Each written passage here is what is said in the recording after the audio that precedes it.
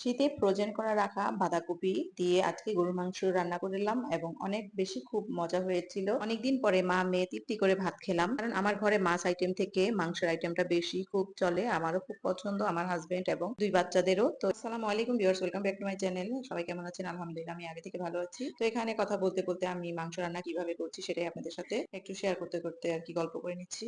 আমি সব সময় শীতের সিজনে কিছু কিছু সবজি ফ্রোজেন করে রাখি, যেমন এর মধ্যে হচ্ছে পাতাকপি আর হচ্ছে ক্যাপসিকাম, টমেটো। অনেকেই বলবেন যে এগুলো তো 12 মাসই পাওয়া যায়, কিন্তু শীতের সিজনে যেই মজা ওই জিনিসটা কিন্তু 12 মাসের জিনিসের মধ্যে মজাটা প্রপারলি পাওয়া যায় না। তো এই জন্য আর কি আমি বেশিরভাগই বাঁধাকপিটা একটু উঠিয়ে রাখি, যেহেতু আমি ফ্রোজেন কিছু কাজ করি, চিকেন রোল বানাই, অনেক সমোচা বানাই, এগুলোর মধ্যে আমার অনেক অনেক বাঁধাকপি প্রয়োজন পড়ে। এর জন্য আর কি আমি বাঁধাকপিটা একটু ফ্রোজেন করে রাখার চেষ্টা করি। আর সিম মটর তো প্রতি বছরই রাখবো, এটা তো এমনিতেও শীতের সিজন ছাড়া পাওয়া যায় না, যেহেতু বড় বড় শপিং মলে পাওয়া যায় প্যাকেট করা, ওইরকম মজা লাগে না। তো আমি ফ্রোজেন করে রাখলেই আমি মনে হয় যে ওইটা বেশি মজা লাগে। তো যাই হোক, এখানে কিন্তু কথা বলতে বলতে আমি গরুর মাংস বাঁধাকপি আর সিম মটর দিয়ে রান্না করে নিয়েছি।